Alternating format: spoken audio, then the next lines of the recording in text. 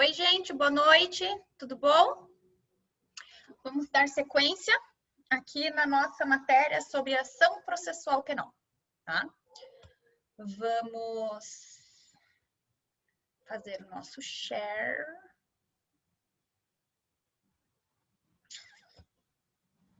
Aqui. Aí. Bom, vamos sobre a classificação das ações penais, tá? Ó, lá no slide 20, para vocês acompanharem, tá? Lembra que eu estava falando a respeito de denúncia, queixa, o tempo inteiro falando isso, denúncia, queixa, né? Qual que é a diferença de uma denúncia e de uma queixa? Bom, as duas visam inaugurar o processo penal, né? Então, assim como a petição inicial lá do processo civil, a inauguração de um processo penal vem com a denúncia ou com a queixa. Ou seja, o que possui nela? A pretensão acusatória. A denúncia e a queixa nada mais são do que manifestações a respeito da pretensão acusatória. O que o órgão acusador ou ofendido visa perquirir com a ação penal, né? E por que existem duas peças distintas? Uma se chama denúncia e outra se chama queixa. Bom, a denúncia é aquela peça apresentada pelo Ministério Público, tá?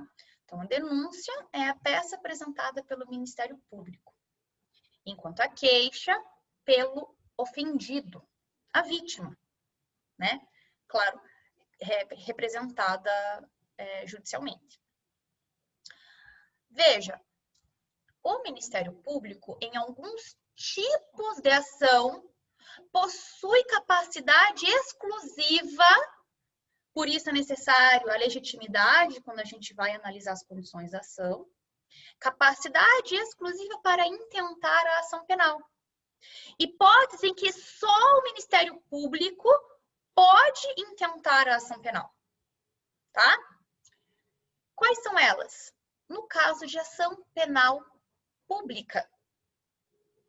As ações penais públicas, somente o Ministério Público pode iniciar a ação penal. Ou seja, só se processa mediante queixa, tá?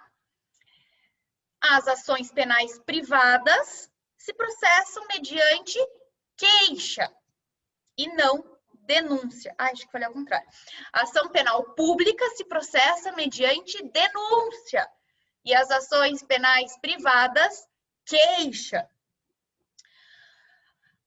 Nas ações penais públicas, a gente vai dividir em duas espécies. Então, gênero ação penal pública, que vai se subdividir em pública incondicionada e pública condicionada à representação.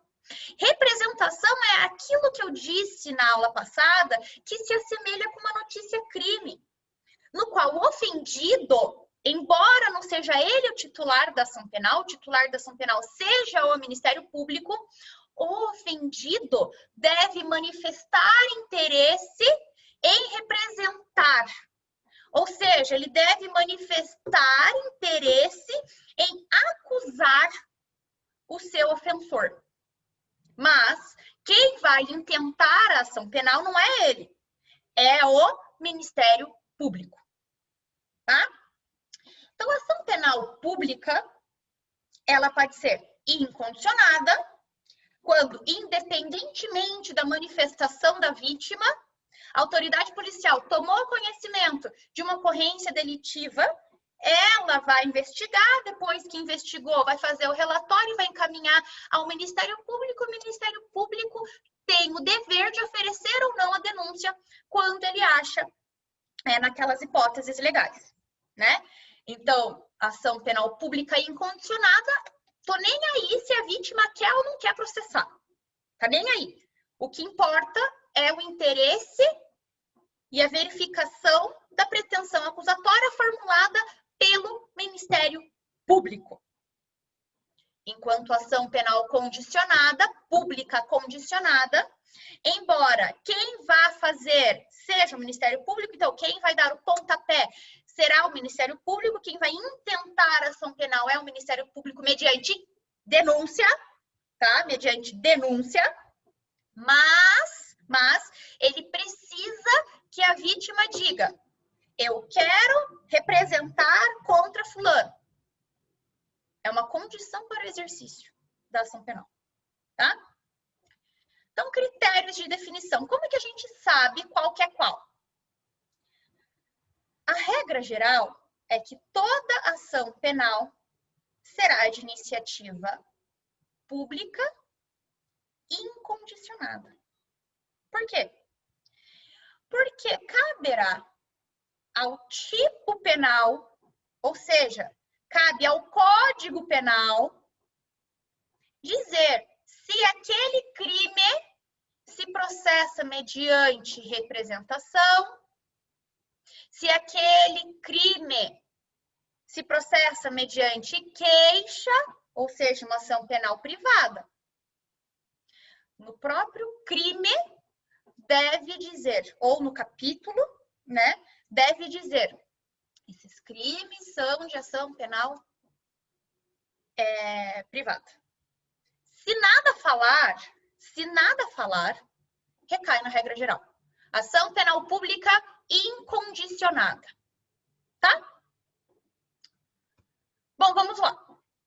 Ação penal pública. O que é a tal da ação penal pública? Ação penal pública é aquela que o Ministério Público tem a iniciativa exclusiva, tá?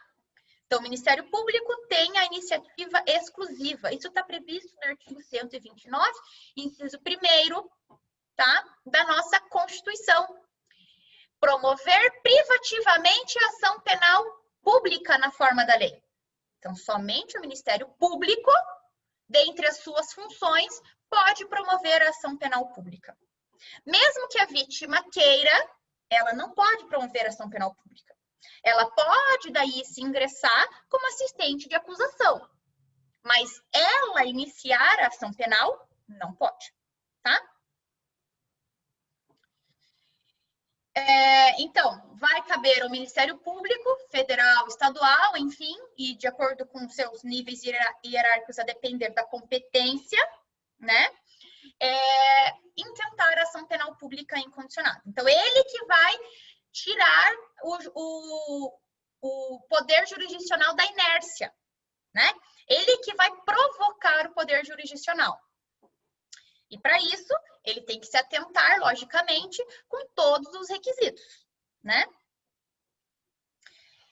A depender de alguns tipos penais, ou seja, de acordo com a natureza do bem jurídico, essa ação pode ser pública condicionada à representação. E isso, como eu disse, o próprio tipo penal que vai falar.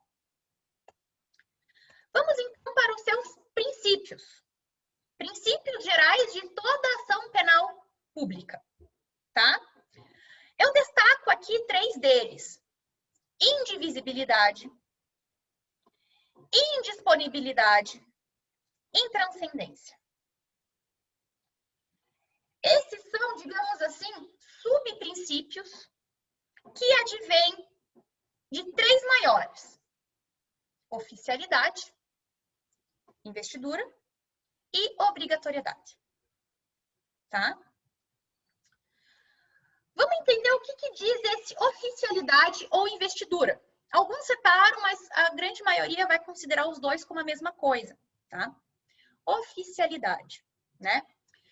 O princípio da oficialidade nada mais diz do que a ação penal deve ser intentada por um órgão do Estado, oficializado por uma lei. Então, a nossa Constituição que vai investir aquele órgão para exercer a ação penal, tá? Ou seja, somente esse órgão pode intentar a ação penal.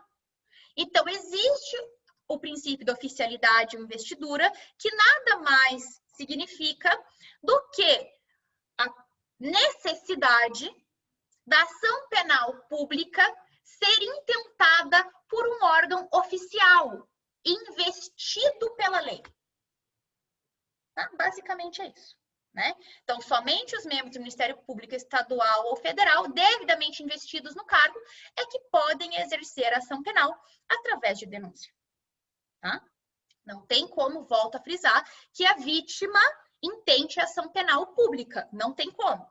Ela pode depois pedir a habilitação como assistente de acusação, mas isso não tira o caráter de que a ação penal somente pode ser intentada pelo Ministério Público.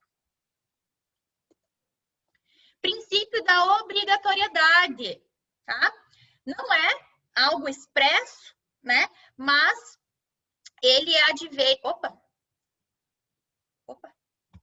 Ele advém do princípio da isonomia. Então, se a gente está acusando alguém, a gente precisa acusar todo mundo que participou daquela prática delitiva, né? O Ministério Público, obrigatoriamente, sabendo da prática delitiva praticada por alguém, sabendo da prática delitiva ocasionada por alguém, ou seja, ele tendo elementos suficientes de autoria, materialidade, assim, todas aquelas condições da ação, ele deve promover a ação penal. É isso que diz o princípio da obrigatoriedade. Então, se ele é a manifestação de um órgão acusador, a acusação deve ser feita sempre que necessário. O princípio da obrigatoriedade tenta, na verdade, retirar um caráter discricionário do órgão acusador. A ideia é que, preenchendo os requisitos, o Ministério Público não tem outra alternativa senão o oferecimento da denúncia. Muito cuidado quando a gente lida com esse princípio de obrigatoriedade, de entender que isso significa que sempre o Ministério Público deve oferecer a denúncia, quando pendente algum de seus requisitos. Não. O princípio da obrigatoriedade só faz sentido em um Estado democrático de direito quando existente todos os requisitos da denúncia, ou seja, quando existir punibilidade concreta, quando existir tipicidade aparente, condições, pressupostos processuais, legitimidade de parte, enfim, e indício suficiente de autoria e materialidade, lá na justa causa. Então, satisfiz tudo isso, aí sim eu posso dizer que o Ministério Público é obrigado a oferecer a denúncia. Se, por exemplo, me falta algum requisito, ele não é obrigado a oferecer denúncia, né? Então, muito cuidado. Entender dessa forma é você dizer que toda acusação pode ser intentada. A gente precisa de lastro, a gente precisa de elementos, a gente precisa de requisitos. Sem os requisitos, a acusação não pode ser intentada. E mais, em alguns tipos penais, né, em específicos tipos penais de penas menores, existe ali uma possibilidade que o Ministério Público não intente ação penal. Então, por exemplo, existem algumas possibilidades de aplicação de institutos despenalizadores, né? E aqui o princípio da obrigatoriedade fica relativizado também. Mas isso é matéria para a próxima parte, tá? Mas só para vocês saberem, que não entendam que o princípio da obrigatoriedade significa que todo relatório final de inquérito significa que o Ministério Público é obrigado a oferecer denúncia. Não é isso que significa. Significa que ele, não pode manipular acusações, lógico, e que, satisfeitos os requisitos, aí sim ele pode intentar ação penal. Inexistentes os requisitos, não. Tá? É aquilo que eu disse, né? Mitigação do princípio de obrigatoriedade num sistema de justiça negociada. hipóteses ali de plea-bargain, etc., né? Então, em alguns desses casos de institutos despenalizadores que visam o quê? Que visam o não exercício da ação penal, então a transação penal, crimes de menor potencial ofensivo, acordo de colaboração premiada, da mesma forma como acordo de não persecução penal, né? Alguns institutos visam o não processo, né? E aí, embora satisfeito todos aqueles requisitos para o oferecimento de uma denúncia, cabe aqui um caráter, aí sim, discricionário do Ministério Público em algumas hipóteses que os tipos penais aceitam. Então, a depender da quantidade de pena, a depender ali se nós temos uma colaboração, a depender daquela situação, é a possível hipótese de justiça negociada, né, que haja uma discricionariedade do Ministério Público em não oferecer a denúncia. Muito cuidado, principalmente quando a gente fala em acordo de não persecução penal. Muitas das vezes, né, o Ministério Público não tem todos os requisitos para oferecer uma denúncia, não tem todos os requisitos, e oferece lá um acordo de não persecução penal. Veja, se ele não tem todos os requisitos para oferecer uma denúncia, o que ele deve fazer? Ou solicitar novas diligências ou mesmo pedir o arquivamento do inquérito policial. E acabou. Agora, não tenho os requisitos e ofereço um acordo de não persecução penal, por exemplo, está errado. Por quê? Porque esses institutos despenalizadores, eles servem quando satisfeitos os requisitos para oferecimento da denúncia. Ou seja, eu teria o processo. Não tenho em razão da justiça negociada. Mas eu teria o processo. Então, são coisas diferentes. Eu querer aplicar ali um instituto despenalizador quando sequer ação penal eu teria, é no mínimo incongruente. Tá? Então, muito cuidado com esse tipo de raciocínio, né? Os institutos despenalizadores, eles, via de regra, servem para despenalizar uma acusação que existiria. Essa acusação existiria. Se ela não faz sentido de existir, então ou o Ministério Público pede novas diligências, ou o Ministério Público simplesmente arquiva, né? E morre aquela acusação. Então, são coisas bem distintas, tá? Princípio da indivisibilidade. Ele também tem relação com o princípio da obrigatoriedade, assim como a questão da isonomia, né? O princípio da indivisibilidade vai dizer o seguinte, bem parecido com a obrigatoriedade. Se eu sei de determinada acusação praticada por determinada pessoa, eu não posso escolher o meu agente que vai ser acusado. E aqui, de novo, tem o mesmo problema com a questão da colaboração premiada, né? A gente sabe que na prática acontece que muitas pessoas são pegas de bodes para serem um mártir e outras pessoas não. Enquanto outras pessoas, a gente faz um acordo ali, quando talvez a acusação viria mais pesada, inclusive, e faz com que a pessoa fique com a ficha limpa. Então, vai me dizer que isso não é violação à indivisibilidade, mas é um papo longo e profundo para uma outra conversa. Mas sim, né, o princípio da indivisibilidade significa que se eu tenho uma acusação e eu sei que A, B e C praticaram aquele ilícito, evidentemente que eu vou acusar A, B e C. Não posso escolher quem eu vou acusar, tá? Indisponibilidade, né? Indisponibilidade, na verdade, é o próprio sentido de ter uma acusação. Ou seja, o Ministério Público, ele acusa e depois que ele acusa, ele deve continuar com aquela acusação. Ele não pode dela dispor. Então, ele não pode falar assim, eu desisto. Isso não significa que ele não possa pedir lá na frente a absolvição. Pode, claro que pode. Se no decorrer do processo existirem provas que demonstrem que, em verdade, não houve a prática delitiva ou que, enfim, que ele não é o autor daquele fato, ou que tem prescrição, enfim, não importa. O Ministério Público pode pedir pela absolvição? Lógico. O que ele não pode é desistir da ação penal simplesmente baseado em provas que já existiam, né? Então, se eu ofereci minha denúncia baseado na prova B e C, eu não posso agora dizer assim, puxa, a prova B e C realmente não são boas. Eu não posso desistir da ação penal, né? Intranscendência, eu adoro isso, né? Porque é um dos princípios constitucionais mais violados quando a gente tem uma ação penal. Não adianta. A gente sabe que toda pena, a pena não passa da pessoa do acusado. A gente sabe disso.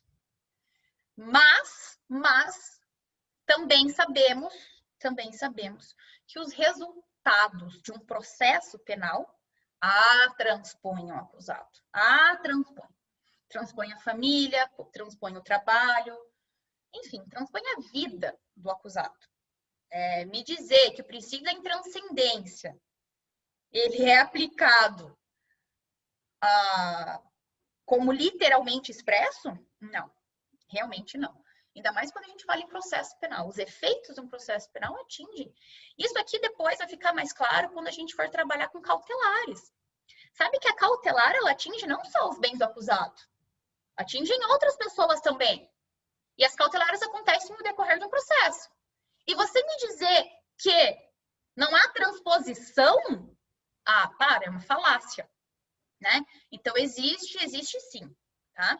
Então, a intranscendência, via de regra, significaria que a pessoa que responde aquele processo não pode ter os seus efeitos, né, a outro sujeito. Apenas ela que responde aquele processo.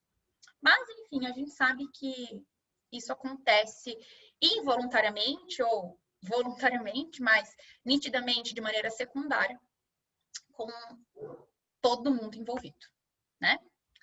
Gente, é isso, tá? A aula que vem, ação penal pública condicionada, beleza? Anotem as dúvidas e é isso aí. Um beijo.